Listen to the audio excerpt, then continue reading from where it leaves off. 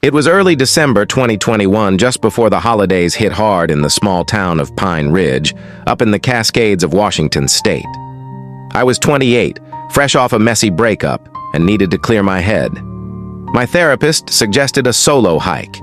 Nothing crazy, just the Whispering Pines Trail, a 5-mile loop through old-growth forest that's supposed to be therapeutic.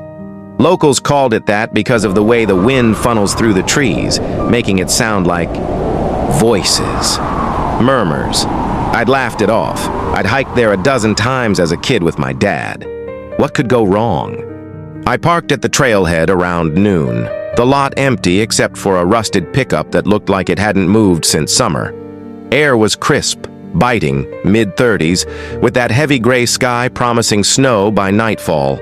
I stuffed my phone in my pack, no signal past the first mile, as always, laced up my boots, and started in.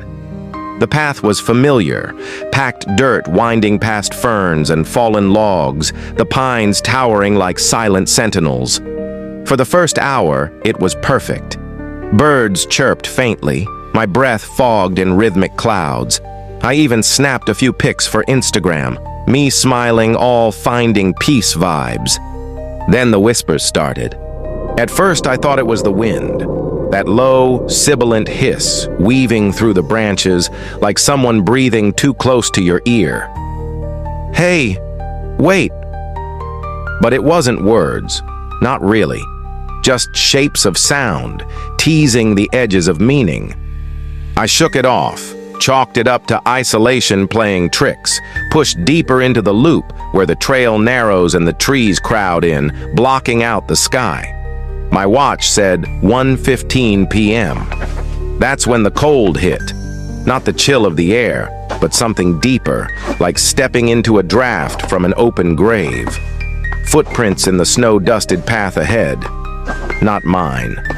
Fresh, deliberate, like boots bigger than my size 10s. I froze, heart thumping. No one else was out here. The pickup? Maybe the owner was ahead, some old-timer foraging mushrooms or whatever. I called out, "Hello?" Voice swallowed by the pines. Nothing. Just the echo. My echo. But as I stood there, the whispers sharpened. "Come back. It's not safe." This time, clearer. From the left, off-trail where the underbrush thickens into shadow. I laughed nervously, nerves fraying. Paranoia from the breakup, right? I turned back toward the loop's midpoint, a rocky overlook with a view of the valley. That's when I slipped. 1 second, solid ground. The next, my boot caught on a root, hidden under leaves, and I was tumbling down a shallow embankment, maybe 10 feet, but it felt eternal. Branches whipped my face, rocks bit into my palms. I hit the bottom hard, backpack half buried in mud, ankle throbbing like fire. Panic surged. No phone signal. No one knew my exact route. I'd told my roommate I was hiking somewhere. Twilight was creeping in already, shadows lengthening like fingers. I tried to stand, but the pain buckled me. That's when he appeared. A man, mid-40s maybe, emerged from the trees like he'd been waiting. Tall, broad-shouldered, in faded camo jacket and worn hiking pants, a wool beanie pulled low over his eyes. He didn't run, didn't even hurry. Just stepped over roots with that easy grace of someone who's lived in these woods forever. "Easy now," he said, voice gravelly but calm, like a park ranger on a bad day. He knelt, checked my ankle without asking. Firm hands, calloused. "Sprained, not broken. You'll walk it off." He pulled a bandana from his pocket, wrapped it tight, and helped me up, slinging my arm over his shoulder. "His truck," he said. "The one at the lot. He'd take me to the clinic in town." Grateful doesn't cover it. I leaned on him, hobbling back up the embankment, the whispers fading behind us like a bad dream. He didn't talk much, just hummed an old folk tune under his breath. Something about lost travelers and mountain ghosts. We hit the trail proper after 20 minutes, the pines parting like they knew him. My mind raced. Who was this guy? Savior or creep? But he felt safe, solid. By the time we reached his truck, a beat-up red Ford, matching the one I'd seen. He'd shared his thermos of black coffee, strong enough to wake the dead. "Name's Harlan," he grunted, helping me into the passenger seat. "These woods, they talk. Best listen close."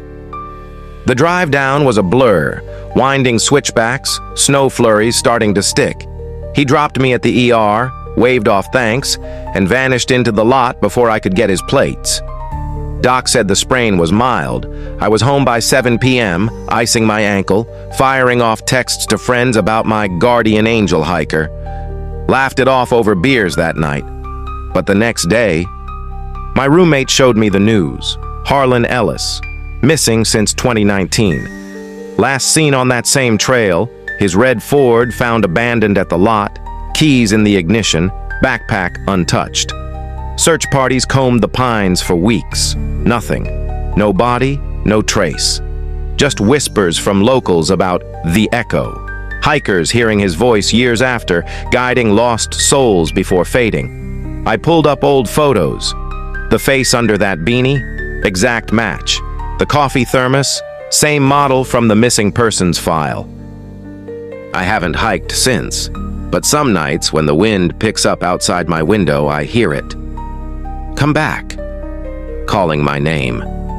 And I wonder, did Harlan save me or pull me into whatever took him?